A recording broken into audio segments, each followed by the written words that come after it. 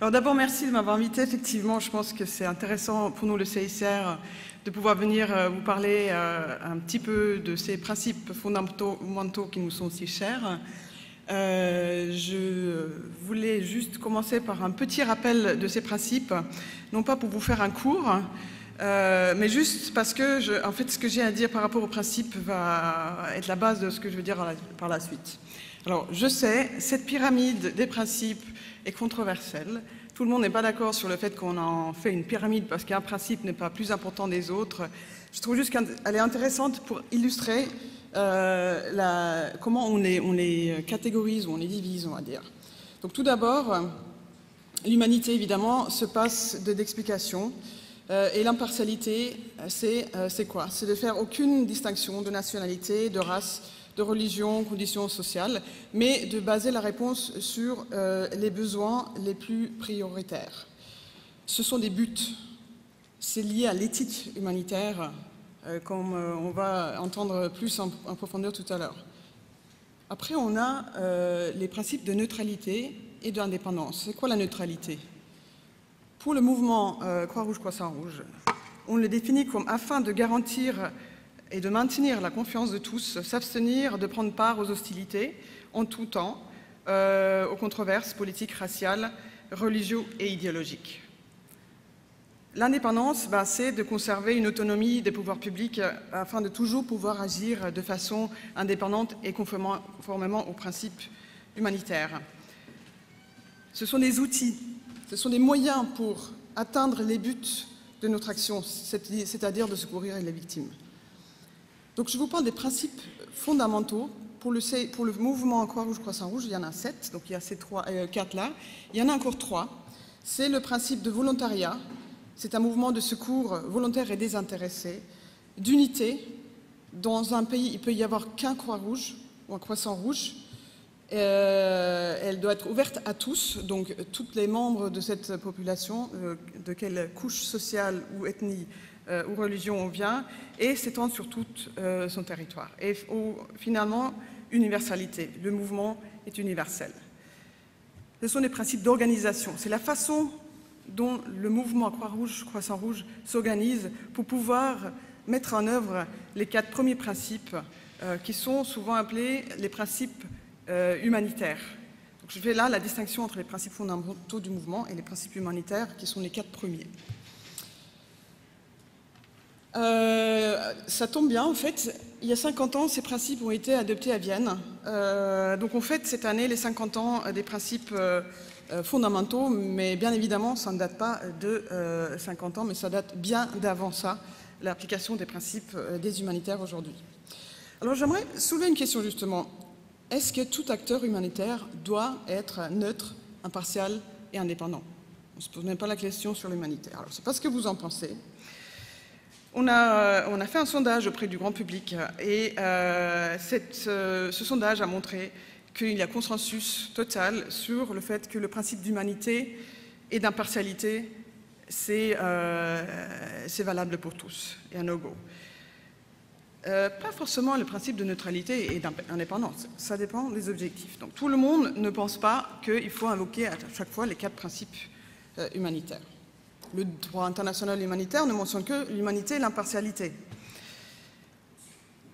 On peut effectivement apporter secours et subvenir aux besoins des victimes sans être neutre ni indépendant. Je pense que ça semble assez clair. Mais c'est plus difficile d'être impartial quand on n'est pas neutre ou indépendant, parce que ceci peut diminuer l'accès à la population et par là même la possibilité d'être impartial.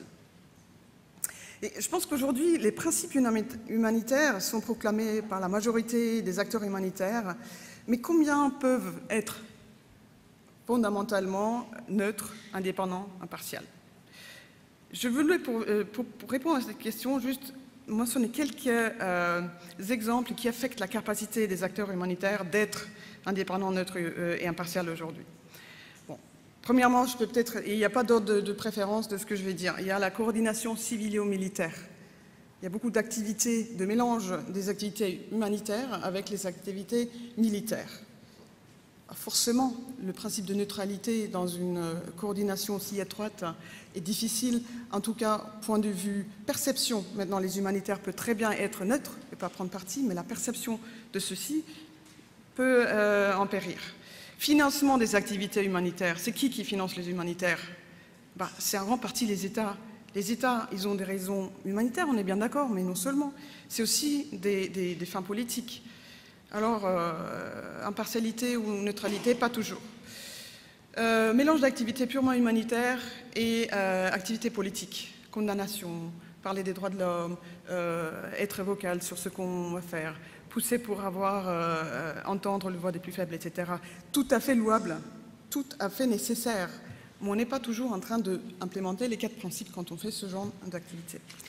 La guerre contre le terrorisme aujourd'hui, avec l'imposition de règles, de restrictions énormes sur les humanitaires de la part des États, de certains États, sur avec qui ils peuvent parler, qui ne peuvent pas parler, où ils peuvent aller, etc., cela aussi impose des restrictions. Je peux en continuer, mais je vais m'arrêter là parce que je n'ai pas le temps d'aller plus loin. Mais pour moi, il y a énormément de bâtons dans les roues pour les humanitaires aujourd'hui d'être complètement NIHA, comme on dit au CICR, neutre, impartial, indépendant et humanitaire. Alors, pourquoi je dis ça? Je dis ça parce que pour nous, c'est tout à fait OK de ne pas être totalement NIHA, neutre, indépendant et impartial, mais on n'a pas besoin de alors faire semblant de l'être. Parce que cela pose des problèmes à ceux qui le sont réellement, des problèmes de perception, et on alimente un peu ce débat de la hypocrisie humanitaire et de la perception que peuvent avoir les acteurs armés pour nous. Donc voilà, je voulais introduire pour ça, c'est quelque chose qui nous est important au CICR en tout cas de souligner, pour justement parler un petit peu du mouvement des Croix-Rouges, Croissants-Rouges et ensuite du CICR et des défis qu'on rencontre aujourd'hui pour être totalement en phase avec nos chers principes. Alors, on a fait cette année 7 ateliers régionaux avec les sociétés nationales pour qu'elles nous parlent un petit peu de leurs défis. Et là sont sortis surtout la question d'auxiliaires. Les sociétés nationales, Croissant-Rouge, Croix-Rouge, sont auxiliaires aux autorités. Donc c'est dans le domaine humanitaire. Mais elles doivent en même temps être indépendantes, impartiales et neutres. Et ce n'est pas toujours facile parce que les États n'ont pas toujours la compréhension, le gouvernement n'a pas toujours la compréhension de ce que ça veut dire auxiliaire. Donc ils peuvent leur demander de faire des choses qu'elles ne devraient pas accepter de faire au nom des principes humanitaires. Mais elles en dépendent aussi parce que financièrement, elles sont peu proches ou pour d'autres raisons.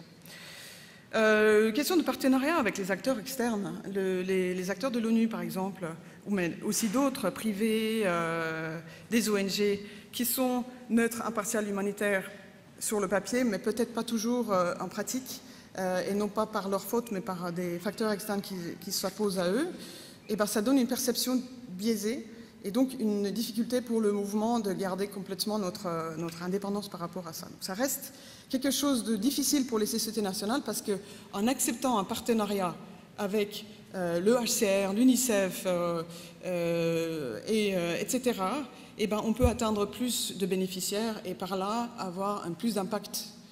Mais à long terme, ça peut aussi avoir un impact sur la perception de cette société nationale-là et de par là, tout le mouvement en fait. Donc c'est pas facile, c'est compliqué. Autre question, dans plaidoyer public. Dans quelle mesure peut une société nationale être vocale dans son pays par rapport à un sujet politique difficile? Je ne sais pas, aujourd'hui, la question de la migration, par exemple, eh ben, est-ce qu'une société nationale peut être vocale ou pas dessus? C'est une question qui souvent est politique. Alors qu'est-ce qu'elle peut dire, qu'est-ce qu'elle ne peut pas dire pour être perçue en tant qu'indépendant et neutre? Donc ça se pose aussi une question.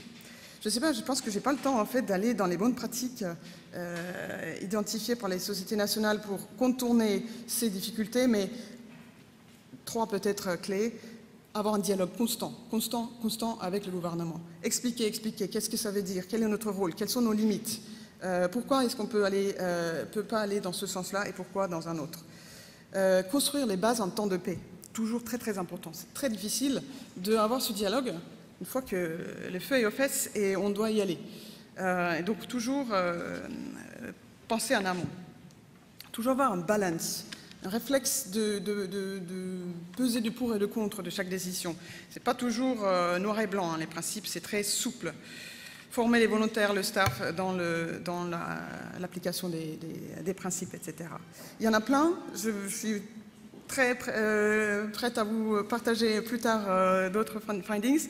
Je souhaiterais juste parler du CICR les dernières 5 minutes. Et pour le CICR, je crois que la neutralité, c'est probablement le principe pour lequel le CICR est le plus connu. Mais comme j'ai dit auparavant, la neutralité n'est pas un objectif en soi, c'est un moyen. C'est très difficile d'accéder à tous pour apporter de l'aide humanitaire, visiter des prisonniers, faciliter le contact avec les familles, diffuser le droit international humanitaire aux groupes armés, aux forces armées, si en même temps on condamne publiquement une ou autre partie au conflit. Donc ça nous reste quelque chose d'important et c'est la perception du CICR qui nous permet de travailler. Donc en fait on travaille tout le temps sur la perception de qui on est et ça se travaille sur le long temps, sur le terme avec notre application, je veux dire, assez stricte des principes. Il y a un lien tellement étroit entre l'accès et les principes humanitaires, et par là, l'efficacité de nos activités. Tu n'as pas accès, tu ne peux pas deliver, c'est tout simple. Donc, ce que le CICR fait et ne fait pas, toujours analyser la situation, peser le pour et le contre. Chaque décision peut avoir un impact positif sur le court terme et peut-être un impact plus négatif sur le long terme par rapport à la perception. On ne s'engage jamais dans les controverses publiques. On ne condamne pas publiquement une partie au conflit ou une autre, et Dieu sait si on a envie. Vraiment, les délégués du CICR et nos staffs sur le terrain ont tellement envie de crier haut et fort. Si on le fait, eh ben, on va peut-être se lier, se bloquer la possibilité d'apporter du soutien, d'aller visiter des prisonniers. Donc notre méthode adoptée, c'est la confidentialité, le dialogue bilatéral. Toujours. Donc c'est pas qu'on ne va pas rendre compte à ceux qui ont fait du mal de ce qu'ils ont fait, quelles sont leurs obligations, mais c'est on le fait d'une façon plutôt confidentielle. Ça a des limites. Hein. Il nous est arrivé d'aller publiquement condamner des partis ou des États, mais c'est après moult discussions. Pragmatisme dans l'application des principes. L'impartialité veut qu'on donne de l'aide à ceux qui ont le plus besoin, ce qui nous amène à devoir faire des évaluations des besoins indépendants partout. Alors on peut arriver à un endroit où on a effectivement évalué un besoin très prononcé dans une commune, et en passant à chaque fois dans cette commune pour apporter de l'aide humanitaire, on passe par des communes qui n'ont rien, mais qui n'ont peut-être pas forcément le même besoin. Ça peut créer des tensions et ça peut aussi créer une perception de la part de cette communauté que le CICR est du côté de l'autre communauté. Donc afin de pouvoir garantir notre accès et éviter d'avoir des querelles entre les communes, il y a des fois où on crée des projets dans des villages qui sont un petit peu moins dans le besoin, mais qui sont toujours adaptés aux besoins. On fait une évaluation des besoins et on crée des projets. En bref, on met beaucoup l'accent sur la transparence, la confidentialité, la prévisibilité, une action qui colle avec ce que nous disons. Ça, c'est vraiment ce que nous faisons. Cette pratique est là des contraintes. Il me reste quoi, 2 minutes? Oui. Il vous reste 3 minutes en moins. 3 minutes au moins? En moins. Ah mince! Bon, alors, je voulais parler du coup d'avoir cette attitude, évidemment, il y a des contraintes énormes de cette approche, mais elle est nécessaire. Alors, je vais peut-être conclure alors. Les principes sont bel et bien aujourd'hui d'actualité. Ils doivent rester le guide moral de notre action et nous permettre d'atteindre nos objectifs. Mais comme disait le président du CICR, en théorie, nous partageons tous le même souhait de la paix globale, développement et sécurité. Nous comprenons tous les limites de l'action humanitaire pour prévenir et arrêter la guerre. En pratique, cependant, notre expérience nous montre que l'accès d'urgence à des populations vulnérables dans les endroits les plus contestés dépendent de la capacité d'isoler des objectifs humanitaires d'autres objectifs plutôt transformatifs ou à long terme, qu'ils soient économiques, politiques, sociaux ou relatifs aux droits de l'homme. Voilà.